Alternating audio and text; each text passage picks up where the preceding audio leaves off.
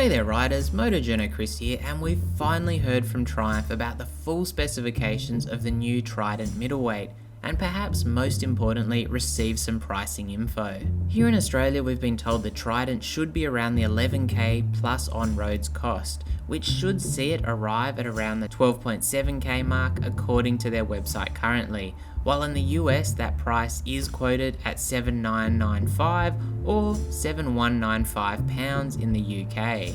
Australia will be receiving a restricted version, keeping it LAMS compliant at 54 horsepower, while torque is 59 Newton meters, peaking at just 5,000 RPM. That's down 26 horsepower on the full power version available elsewhere, while torque is only down about 6 Newton meters, but peaks 1250 RPM lower. Now, it's been a while since I tested the restricted Street Triple 660, but it was a real weapon in the beginner category. That was, however, prior to the 660 getting an electronics package. I was also correct about this being the 660, however it's worth noting the Trident runs a 74mm bore and 51.1mm stroke compared to the Street Triple S 660's 76mm bore and 48.5mm stroke. Now the Triumph Trident receives the ride-by-wire system with two riding modes which are attached to the switchable traction control system. You also get a TFT display, LED lighting and ABS.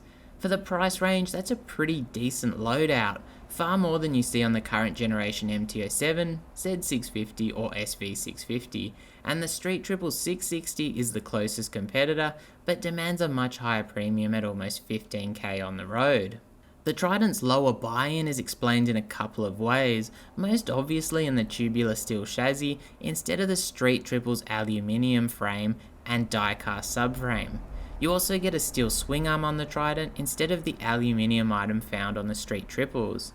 In comparison, the Nissan brakes and Showa suspension seems to mirror that on the latest Street Triple 660S, 41mm Showa separate function forks, while a Showa monoshock offers preload adjustability.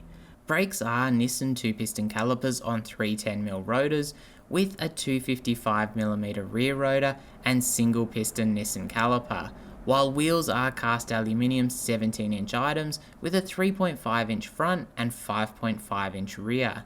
They don't have the cutouts where the spokes meet the rims unlike on the Street Triples, probably to keep costs down. The single front headlight isn't as fancy as those seen on the Street Triple either, again reducing cost and complexity, and I think most riders are pretty happy with a single round headlight design, and we could see people buying these headlights to fit onto their Street Triples. Styling is also more traditional with a smaller 14-litre tank complete with inbuilt grips, while tyres will apparently be Michelin Road 5s. A simple seat and tail are streamlined and uncluttered, and there's a swing arm mounted rear fender. That seat height is slightly lower than the Street Triple 660, and the Trident is also a little heavier at 186 kilos, where the Street 660 is quoted at 168 dry, although there's probably not much in it. You do get a slipper clutch on the Trident, and compression is run at a lower 11.1:1 ratio, while an up and down quick shifter is optional, but sadly not standard fitment. Now people are already calling this the MT-07 killer, and it's hard to argue with the package in today's market. It's about $1,000 more than the MT, roughly, but you're getting a pretty good electronics package in that. While if the engine is anything like the old Street Triple 660, it'll be well placed in the category in that regard too. But since its launch, the MT-07 price has crept up, with only the SV650 remaining at that very attractive 10k mark, which is a big enough gap in my opinion to justify the more basic package found on the SV with no electronics rider aids. For the Z650 and MT-07, the Trident could provide a closer competitor, but both those models offer a modern, more futuristic package compared to the Trident. I will say though, I'm pretty impressed with the price of the Trident, as about 12 is what I was hoping for, and Triumph are obviously putting in quite a lot of effort to capture that beginner segment. Plus, if the engine is anything like the Street Triple restricted donk that I last tested, it's going to be a real thrill for so many riders, with more than enough performance even if you're in Australia and only get the restricted version.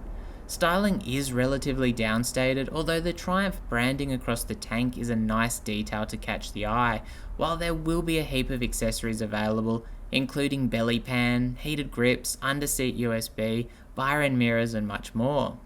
You also get a 2-year warranty which can be extended in some markets, and service intervals are 16,000 kilometers or 10,000 miles, with Triumph boasting the first 3 years of servicing should take just 8.3 hours in the workshop, compared to between 11 and almost 16 hours for the unnamed competition they compared it to, which should equate to a decent saving on the servicing costs, enough to nab yourself a few accessories with current workshop hourly rates.